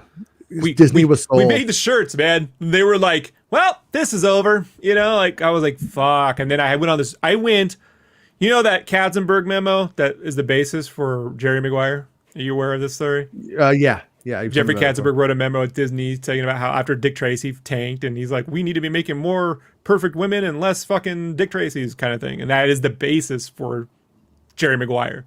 Right. That whole thing he wrote. I gave the fucking the son of a woman speech at work. You should take a flamethrower to this place. Like I went off, you know, and then I got told don't ever do that again. And I was like, okay, but I said what I had to say. You know? Yeah. It was weird. They were getting people at Lucasfilm. They were getting licensors who had no interest or knowledge of Star Wars to the point where they were calling it Star World.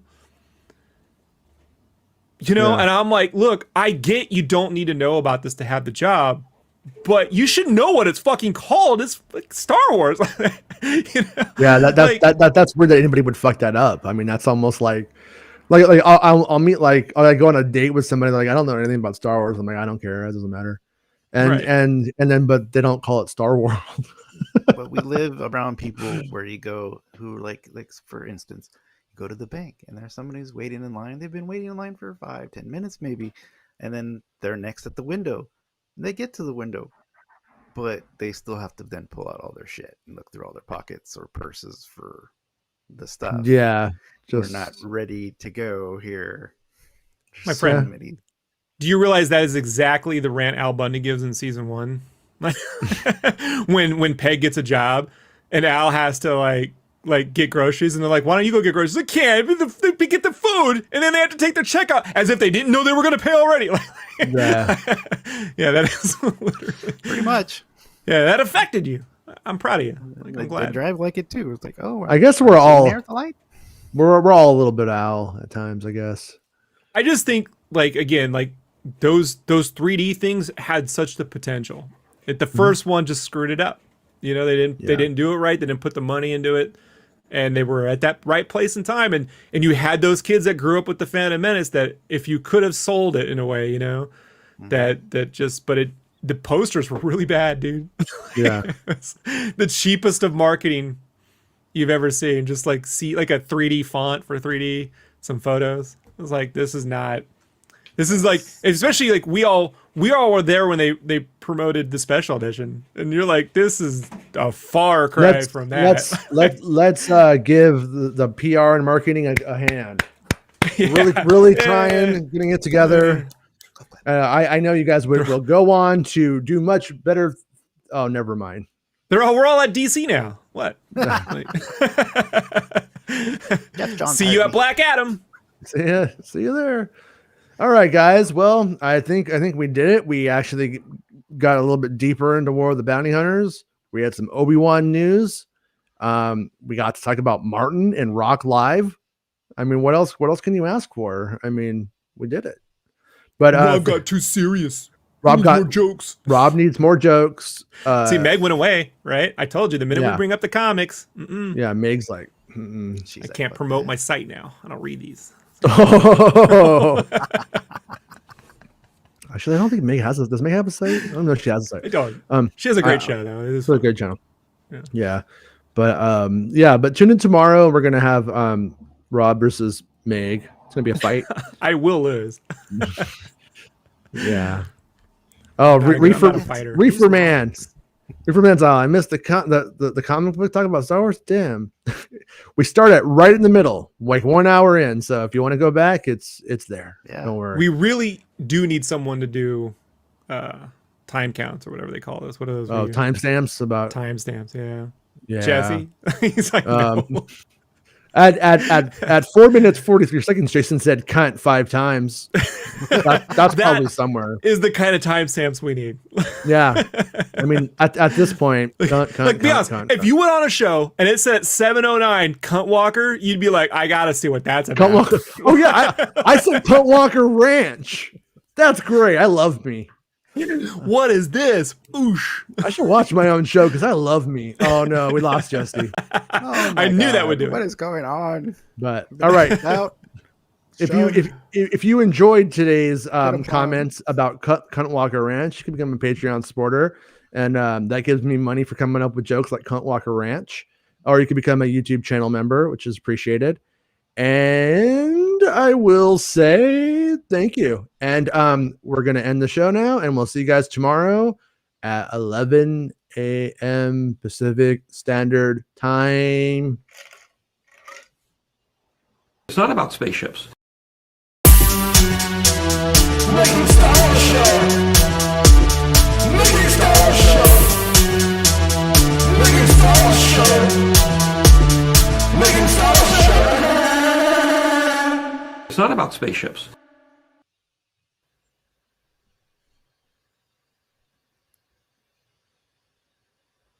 I can't hold it. Meg.